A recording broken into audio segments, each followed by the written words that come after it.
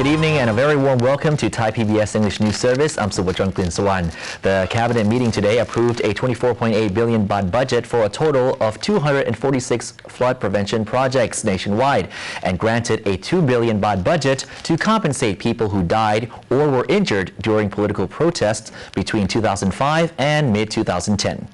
Those who were injured or disabled due to political unrest since yellow shirt protesters took the streets in 2005 up to the Rajapasong red shirt clampdown in May 2010 can register for compensation starting Thursday. Despite raising eyebrows, the move was suggested by a fact-finding and National Reconciliation Committee. Prime Minister Yingluck Shinawatra says the healing budget will be divided into two parts. The first is to deal with the mental health of the victims, and another is to shoulder the victims' costs, adding that all political groups will receive an equal level of support. Relatives of the dead can also claim compensation starting March 8 at the Ban Ra Withi Young Girls Foundation in Bangkok. Another committee developing regulations for the Southern Violence compensation is still in progress. Meanwhile, the government approved a 24.82 billion baht budget for 246 flood prevention projects nationwide. Of this amount, 424 million is devoted to creating a national warning system being developed at the ICT Ministry. The cabinet has also approved the Disaster Insurance Fund for residential houses, SMEs, and large industrial groups. The Secretary General of the Office of the Insurance Commission, or OIC, said that this will help boost investors' confidence. Following the cabinet meeting today, Prawet Ong-Aat Sithikul, Secretary General of the Office of the Insurance Commission, or OIC, said that the approval of the Disaster Insurance Fund will help restore investors' confidence and help resume business operations. The Disaster Insurance Fund is to cover three types of calamities, namely earthquakes, floods, and storms, and is further subdivided into three groups. First, the premium for residential houses is 500 baht or 0.5% per annum, with insurance coverage amounting no more than 100,000 baht. Second, a premium of 1% per annum is imposed on the SME group with insurance coverage of no more than 50 million baht. The amount of insurance coverage is not to exceed 30% of the policy or 10,000 baht of premium for every 1 million baht of insurance. Third, the premium for large industrial groups is 1.25% per annum, and the insurance coverage conditions are similar to that of the SME group, except that the coverage will not be capped. For residential houses in times of flooding, Prawet said that the disaster insurance will start to cover from when the water enters the house, and the compensation depends on the level that the water reaches inside the property. Meanwhile, the sales of the insurance policies will commence by next week. And before making an official visit to Japan, Prime Minister Yingluck Shinawatra denied speculation that 25% of foreign investors will move production bases out of Thailand as a result of last year's flooding, saying that they already had planned relocation prior to the flood disaster. The Premier had assigned a related agency to negotiate with the investors and will use the Japanese trip to boost investors' confidence. And now moving on to the updates of the bomb blast. The Iranian bomber who blew his own legs off on Valentine's Day has now been moved to the police hospital, and police say that he has not yet been integrated as the man is still suffering hearing problems following the blast. Saeed Moradi, one of the 5 Iranians with arrest warrants issued for involvement with the Valentine's Day bomb blast in Bangkok, has been moved from Chulalongkorn Hospital to the police hospital. Saeed accidentally dropped an explosive device as he was approached by police in Sukhumvit 71 on February the 14th, costing him both his legs as the device exploded. Police will wait for him to be ready physically and mentally before questioning him. Police say he still suffers hearing problems. Police General Pansirik Papawat, Deputy Police Commander, says 80% of the evidence has been reviewed by the police, while no more arrest warrants will be issued in addition to the 5 bombing suspects. 2 of the 5 fled to Iran, while another suspect remains in Malaysian authorities' custody, waiting for the Malaysian court to decide if he will be sent back to Bangkok for trial or not. Operations at Don Muang were difficult this morning, with the check-in system causing the first flight delay. Nok Air is the first low-cost airline operator to resume their domestic flights at Don Muang, linking Bangkok with Udon Thani, Ubon Ratchathani, and Nakhon Si Thammarat provinces. Following the 4-month closure during the flood and post-flood reparation period, Pati Sarasin, CEO of Nok Air, says that Don Muang Airport is 100% ready, adding that Terminal 1, where the Nok Air service operates from, was not as badly hit by the 2011 floods as other parts of the airport. Very good for us throughout these whole escapade of 4 months. The first day has been miraculously perfect. So we're doing very well now, and we're quite happy with the setup so far, and I think we're going to be back to sort of a good old days. What about hygiene problems and also the readiness of the rest? No, the hygienic problem has never been a problem because the water itself has never really penetrated into the building itself, especially the Terminal 1. So I think we're in good shape. I do not think there's going to be a problem with health with regards to the terminal at all. All flights, inbound and out, were packed. However, taxi services at the airport did not meet passenger demand.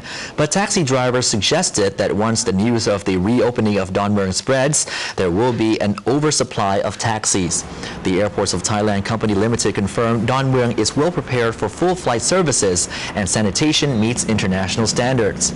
However, a Senate subcommittee on public health and quality of life says that the airport's hygiene test results will be released on Thursday, adding that if the airport insists on opening today while germs and fungus still exist, commuters' health might be at risk.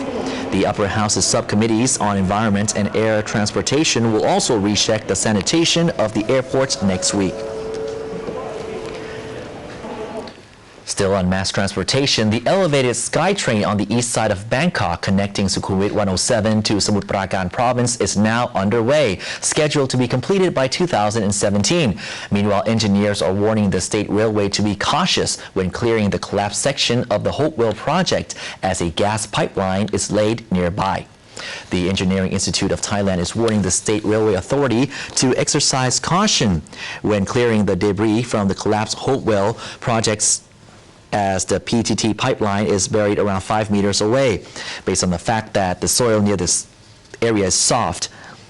Meanwhile, the Mass Rapid Transit Authority of Thailand will expand the Green Line from Soi Bering or Sukhumvit 107 to Samutprakarn province. The 13-kilometer long expansion will have 9 stations altogether.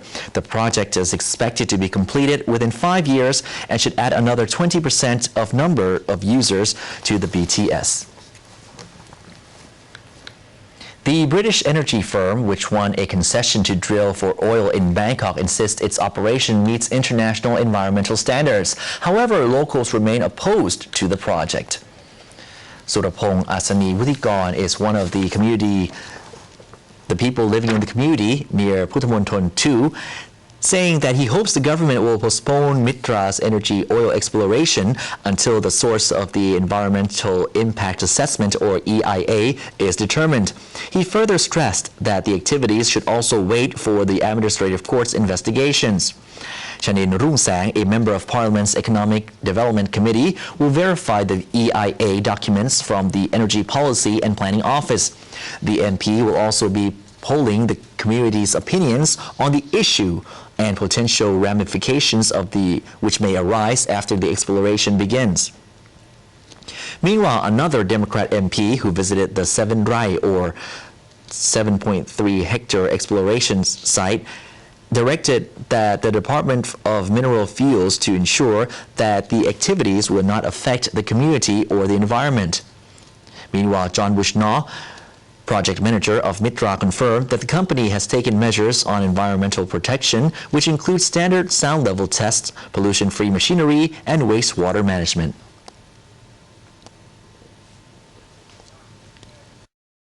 And all the cellar you see there in the concrete, anything that we've done here, if she wants us, we'll take it with us. So when you're finished, it'll be it should be better, because before it had plenty of weeds and everything else. The exploration drilling will take a month starting Thursday. If oil is not found, Mitra will have to restore the site into its original condition and return the concession to the state. But if sufficient oil is discovered, the company will have to operate under the scope of the law for 1 year before extracting the oil for use. Opposition MPs are asking if the forecast production amount of 100 barrels of crude oil per day from their project contains any hidden agendas. Responsibilities when they doing business with financial institutions, and they should know about how to plan their financial planning. And how to spend the money wisely. Yes, right. And as well as in case of there are some of the people who would like us to do something like a fraud or something like that, the BOT would help that in that case as well. Yes, right. We will have information in the website to tell them how to prevent such kind of fraud, and the information that they need to be careful when they get those calls. And this cover in terms of if the foreigners would like to get the help as well, or just for the Thai people? We also accept foreigner calls. Yeah. And that would be provided in English? In English, around 3,000 calls per month. Wow. Yeah, but some of them inquire for information about our services, like bank notes, right, and government bond that the Bank of Thailand take care of doing the registrar. Right. Yeah. Okay. Khao Road, located in the heart of Ratanakosin Island, is on the must-see list of most people visiting from all over the world, so the number of the tourists here could perhaps indicate whether the tourism industry is still running well. Despite the series of bombings in the capital, yet the streets here are as crowded as ever. This fruit vendor, working on Khao for years, says the number of tourists have dropped gradually, directly affecting his sale. However, this bookstore vendor says he sees no decrease in visitors whatsoever. And after we are shop and then many customers come, it's a good Khao Road where place is not dangerous. So how is the recent situation? Yeah, the situation is good. And foreigners still coming here? Yeah, coming, yes, a lot of coming, and we discuss and we buy. It's very heavy. Yeah. This group of Israeli tourists, one of the nationalities facing the highest threat of terrorism, said that they haven't heard about the Valentine blast, yet they believe the acts of terrorism could happen anywhere in the world, especially back at home where the situation is much more intense. Yes, if I go with Israel, it's very dangerous like here. Yeah. Meanwhile, this couple from Australia said that they did not know about the tourist warning because they had not checked the Australian government's website. However, they said even if they knew about the warning, it would not affect their decision to travel to Thailand, which is one of their dream destinations. We haven't checked it to come here beforehand, to be honest. We usually would, but it wouldn't affect my decision. Okay. No, and nothing was on our local news that I saw about it, so didn't think to worry. After the explosions, Thai authorities increased security at embassies and major tourist destinations. Patrols were boosted at Bangkok Suvarnabhumi Airport, and observation of passengers' behavior and abandoned luggage before they passed the baggage reclaim area were increased. 11 countries, including United States and Britain, have issued travel warnings. Despite the arrest of 3 Iranian bombers, 2 in Thailand and 1 in Malaysia, the U.S. Embassy stands by its warning. The Tourism Authority of Thailand found that more tourists did not cancel their flights and hotel reservations after the Sukhumvit bombs last month.